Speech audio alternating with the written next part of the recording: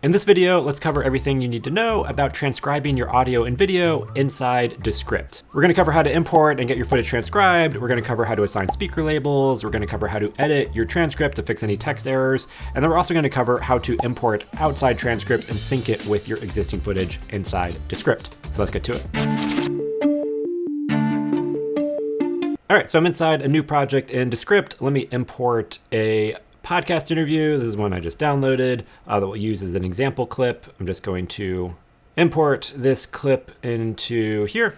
And you can see it gives me this notice where I can transcribe this footage by clicking this button if I want to. Also, if I click this and drag it down here, it will automatically transcribe it inside my composition. Now, if you want to make sure that there's a confirmation before you start transcribing, because remember, if you start transcribing footage, it will take transcription credits out of your account. So maybe you want to be a little bit careful with that. You can turn on an option in the settings to always ask before transcribing, just to have a little extra bit of confirmation.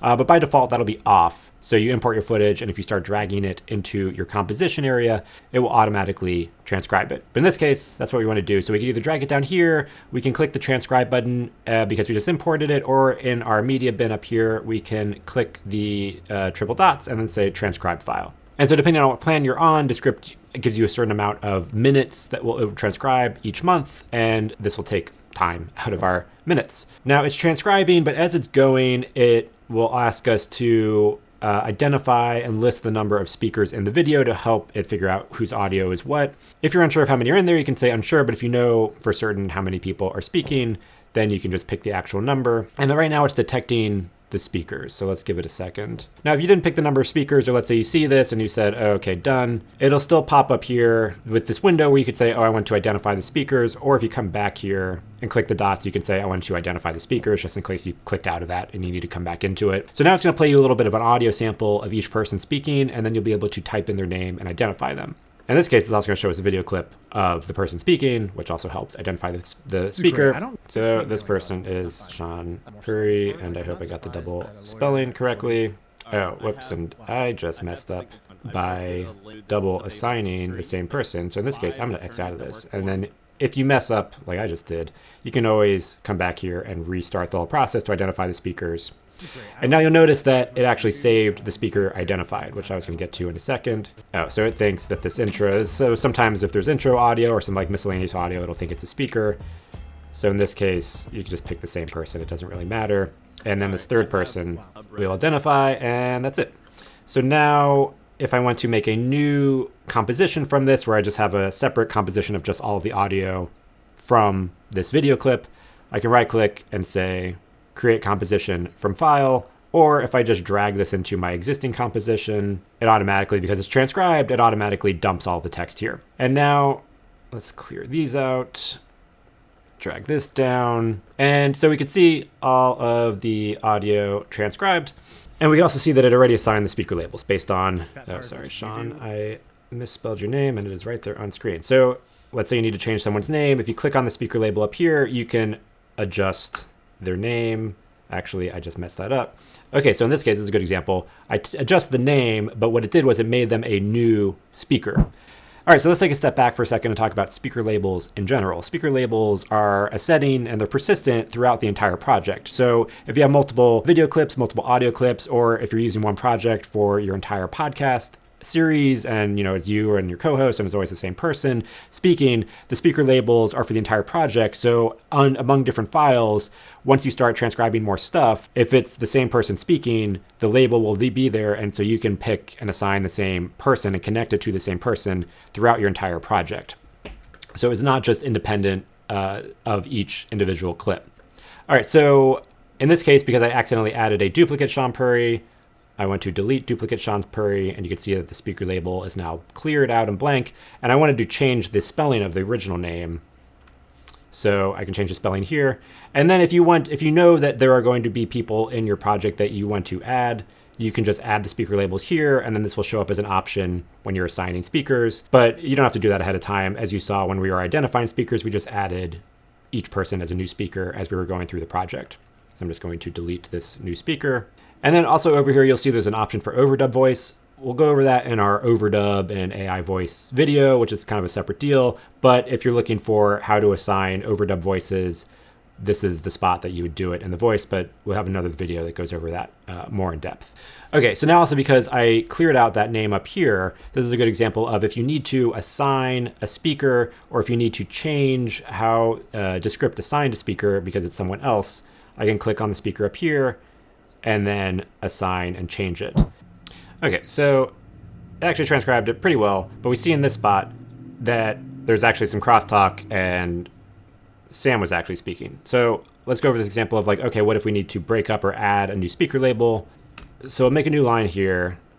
If we come over here, we hit the plus sign and we click speaker label, and then you can see it adds a new label above it, and then we just say, oh, this is Sam. But now you'll notice something though, that it just actually assigned Sam to everything below. So as soon as you see speaker label, everything below this is going to consider that that is assigned to that person.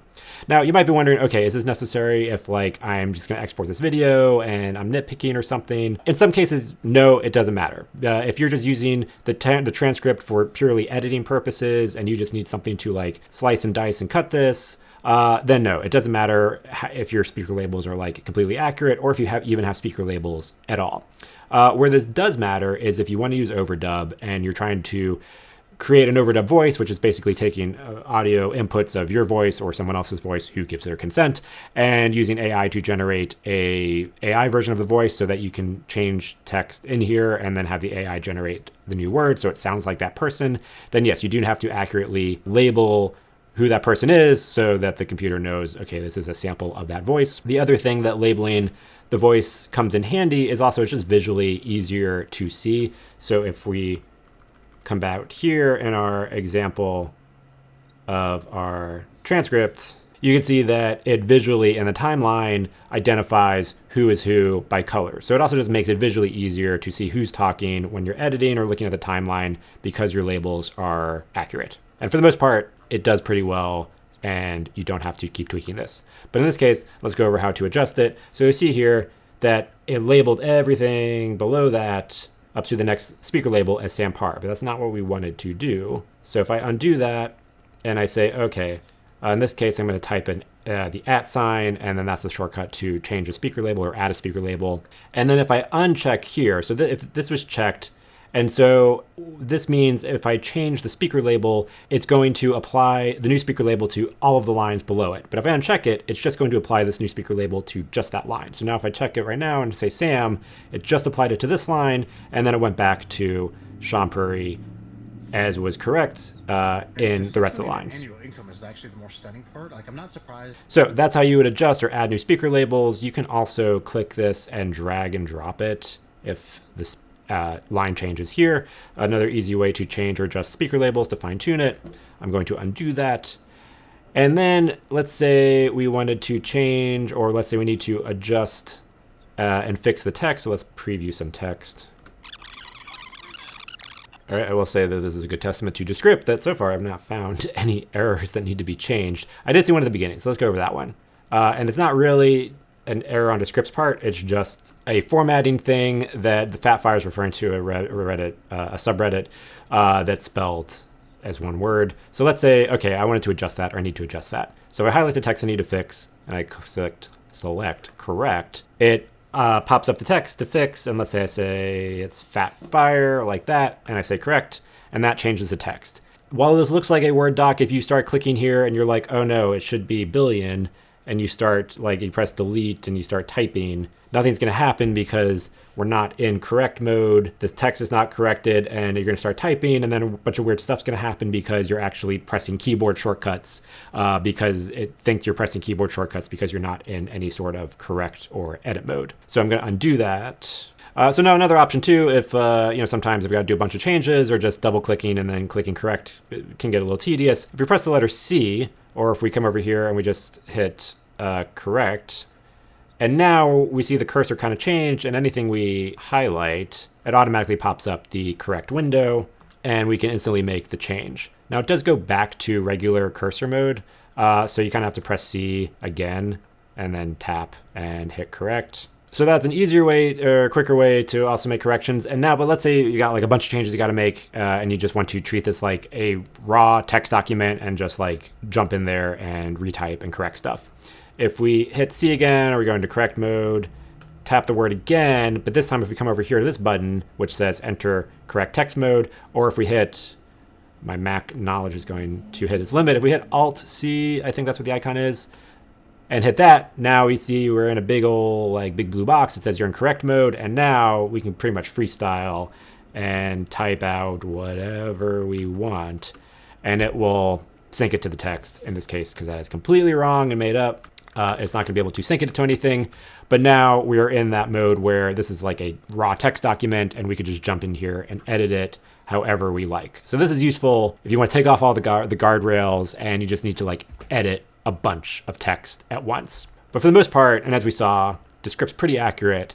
So jumping into it and highlighting and adjusting the text individually is generally the way that works out pretty well. All right, so we've covered importing, getting our stuff transcribed, assigning speaker labels. I have been changing this word fatfire because it's very specific. Let's say you've got some very specific terms that Descript kind of keeps missing the mark on. There is a way to add a custom vocab library. So if we come over to our menu and we go to File, Transcription Glossary, this is unique for your entire Descript interface, because you can see that I have a bunch of specific words from other projects. But if we come over here and if we add specific terms, like if we added fatfire, this is a list of reference words, proper names, company names, formatting of specific words, where you can feed it to Descript so that when it's transcribing in the future, it will do its best to hopefully better transcribe those terms so that they're formatted and spelled correctly. And so also one other thing you'll notice is that there are a bunch of lines that are highlighted under blue, and this is what Descript identifies as filler words. And if we click this little sparkly thing, we can get the option to remove filler words. And if you click it, it will show and highlight all of the words that identifies as filler words. You can remove them all in one swoop. So you could just say remove media, and it'll show you, oh, hey, we're going to remove all 60 of these filler words, and you can click through and sample them. I will say you should probably individually go through these if you really want to and sample them, because removing all, sometimes we need filler words, or sometimes there's just no way to cut out the filler word without the thing sounding really weird and abrupt. So if you want to, it's a good way to identify, hey, these could be potential moments to trim out. Like this one is definitely, you could cut this filler word out. But you should go through this. It's just another tool, a handy tool in there to identify and help you edit and refine your audio/video. All right, so also one more thing with transcription. Let's say maybe there's a lot of errors, or maybe you're like, I don't want to proofread this. This is pretty tedious, because it is pretty tedious. If you come in here and you go back to your transcription, you can see that there is an option to order white glove transcript.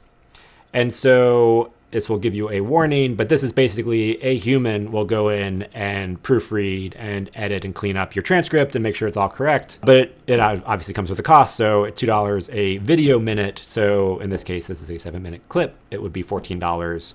They do give you a warning, as you can see. So yeah, if you want to have a human proofread this and you don't want to go through it yourself, or someone on your team going through it yourself, there is that option where you can send this out easily inside Descript and have someone proofread and adjust your transcript. Okay, so let's say we had our transcript somewhere else. How do we bring in that transcript and sync it with our footage inside Descript without using Descript transcription credits? All right, so let's import this other clip, and you can see it said, hey, do you want to transcribe it? But no, we don't want to transcribe it yet. All right, so while that's importing, let's jump over to another app that I use. So this is called fireflies.ai, and this is another transcription service, but I like it because it's a flat rate a month and it's unlimited transcription, and the transcription is pretty good. It's kind of designed for transcribing meetings, but it can take video, it can take audio, and it works really well. And again, one monthly rate, unlimited transcription. In this case, I already got this transcribed. I already have the speakers identified. As long as we get our transcript as a text into a specific format, we can import it into Descript, and we could also make sure that the speaker labels match, and Descript recognizes the speaker label, so we don't have to redo the whole identifying the speaker thing. All right, so let's go over that. So let's say I'm here. I want to download my transcript. I want to download it as a text file right now, and you don't want any timestamps, so Descript won't read the timestamps because it's automatically going to sync it up to the audio. But in this case, I do want the speaker labels. Now, if you just had the raw text, that's fine. You could still copy and paste the text and import it in Descript, and you could do that whole speaker label thing that we just showed and identify the speaker labels and let Descript figure it out. So it's still an option if you just have the raw text, or if you have the transcript in a different format that might be too much of a pain to fix. But in this case, we do have the speaker labels.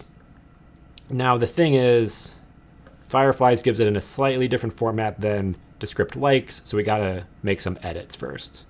So I'm just going to open this up inside Word/not Word pages. And okay, so we've got a transcript open from Fireflies, and you can see that it identifies our speakers, but Descript likes a specific format to know that it is a speaker label, which is it needs the name and then it needs a semicolon after it. So I'm going to do a find and replace all, and I'm going to find this person's name and replace it with their name and a semicolon. And so you can see it did that there. And then I'm going to do the same with Toto Wolf. And so a little bit tedious, and this is a Fireflies-ish specific thing, but all transcripts, transcribing programs, they give out the formats in their own way. So you might just have to be a little bit flexible to do a quick find and replace to adjust it. Now, you don't actually need any files for this. We're just going to select all of the text, and we're just going to copy it. Let's go back to Descript. And if we click here and I say import transcripts, I just copy and paste the text. And if you need a reminder of the stuff I just went over, you can click formatting tips, and it'll give you some more info on how to format it. But it's basically what we just went over. So I'm going to paste this here, and you can see that it did correctly identify the speaker labels because it highlighted them as their own name. And then I'm just going to say sync. And we're going to give it a second to sync itself up. And now that we also got it transcribed, we can create a composition from the file. And you get a little status update of how the syncing is going. And so we can see that it sunk up. We've got our speaker labels identified, the text sunk up to the audio, and we still have the same benefits of identifying filler words that we might want to remove. And this just, I wouldn't say it's save time, but like this is an easy workflow, easy enough if you still got your stuff transcribed somewhere else and you want to bring it in here inside Descript. And now the audio is transcribed, and it will behave just like any other video clip that was transcribed here inside Descript. And that's pretty much it. So transcribing inside Descript is pretty straightforward. Import your clips, get it transcribed, identify the speakers, and then you have your text ready to edit and create your video or audio. For more on just using Descript in general, we've got a 15-minute starter tutorial to get you up to speed. And then we've also got a playlist of a bunch of other Descript tutorials. So this was our in-depth view of transcription. But let me know if there are any questions or anything else I left unanswered. Just leave it in the comments and I'll get around to it. Thanks for watching. I'll catch you in the next episode.